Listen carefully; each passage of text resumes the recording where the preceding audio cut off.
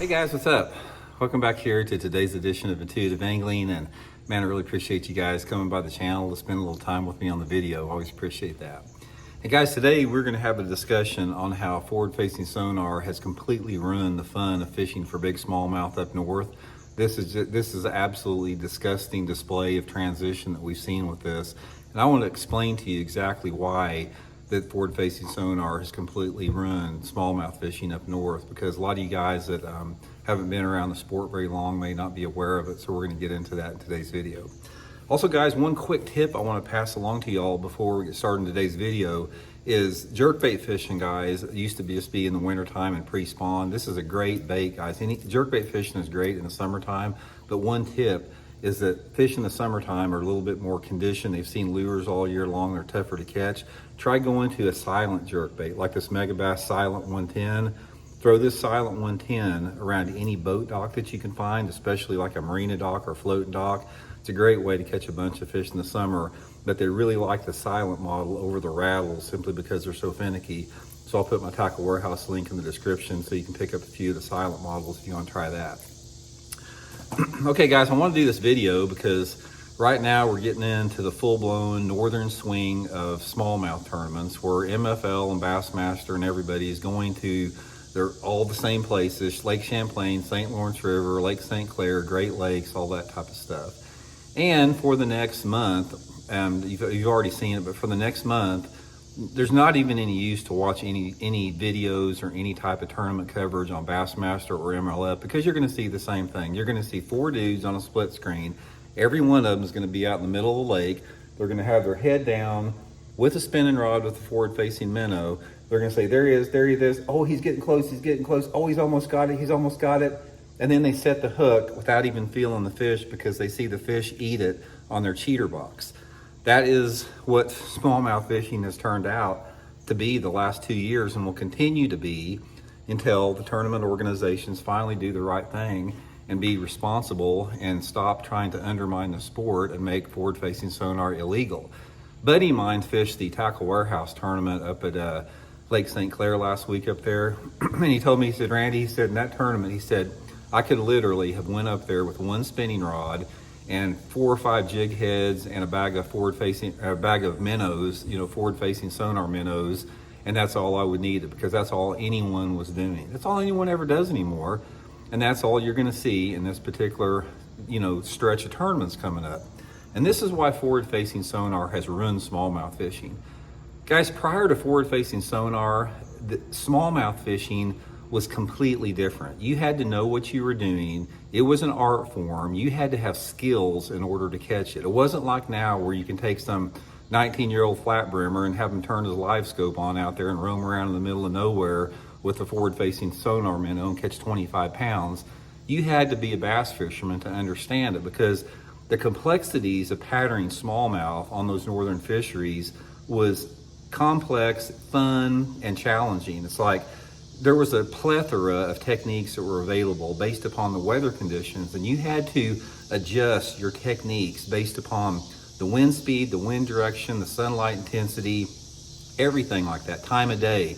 You had to have a combination of top waters. You had to have 4 or 5 different top waters as far as different profiles and models based upon the personality of the fish and the wind. You have to have jerk baits. You had to have, some type of a crankbait. You had to have spinner baits. You had to have nothing but power fishing lures, and you had to get out there and you had to cover vast amounts of these flats in order to locate these pods of smallmouth.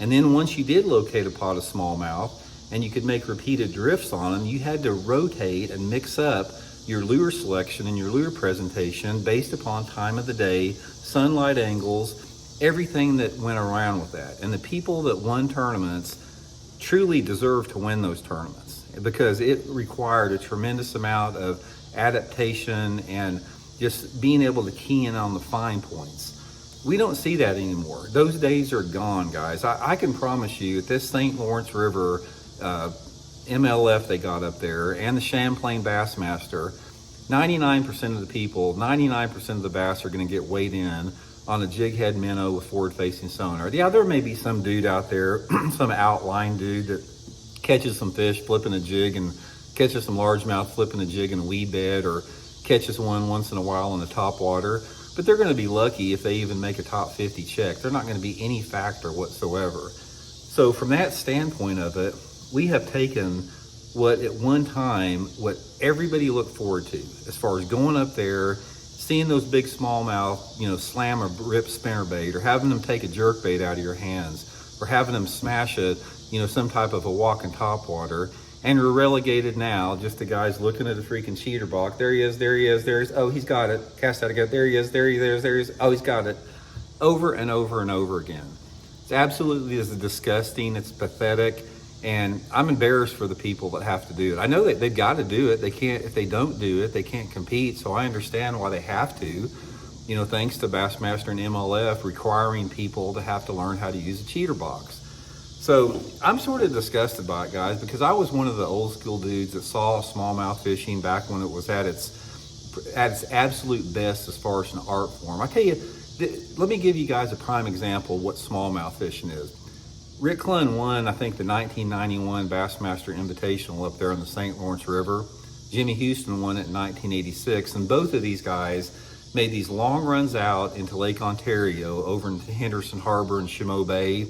They got out there and they were burning this big 3/4 ounce spinnerbait underneath the surface, having these big smallmouth come up, and then they'd have to run back in.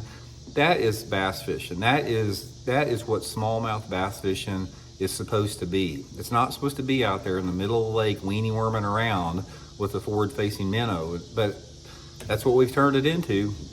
Those big smallmouth up there, those fish have relied on those offshore deep water sanctuaries for decades as protected areas in order to get away from that fishing pressure, and now there's nowhere for them to hide whatsoever. It's like, it's the same with, you know, if you're hunting for deer or whatever, certain times of the year and certain species need protected areas to get away from that type of pressure, and the fish simply don't have it anymore. So anyway, guys, don't waste your time watching any smallmouth tournaments. You know what's going to happen. It's going to be, these tournaments are going to get won by somebody you've never heard of with a forward-facing sonar minnow, and they're going to say, oh, if it wasn't for my forward-facing sonar, I would never have won this tournament. I saw every fish that bit me on my forward-facing sonar. That is not fair chase. That is not legitimate fishing, in my opinion, and I'm sorry to hurt somebody's feelings, but I do not classify a win coming with a cheater box with forward-facing sonar as a legitimate win. The reason I don't do that is because it's not fair chase. It's no different than hunting deer with a drone or hunting deer with an infrared camera or anything like that. It's the exact same thing. Nobody can convince anybody otherwise, as much as you want to try to spin it and as much as you want to try to put lipstick on a pig. That's what it is. So anyway, guys, I really feel sorry for the dudes out there that are fully invested in forward sonar. I really do, because they have not seen what true northern smallmouth bass fishing is like. Back then, 20-pound bags were rare, and that was okay, guys. Just because they're catching 22, 23, 25 pounds of smallmouth now, that doesn't mean anything. If you know how much a 25 or 27 pound bag of smallmouth caught with a forward-facing sonar minnow and a live scope impresses me? That much, zero. I am much more impressed where some guy gets out there and catches a 16 or 17 pound bag of smallmouth on a topwater or a spinnerbait or a jerkbait, and having to refine that technique and that pattern down to a fine-tooth comb as an art form. That's what impresses me. So anyway, my 2 cents on it, guys. Let me know what you all think about it. We'll talk to y'all later.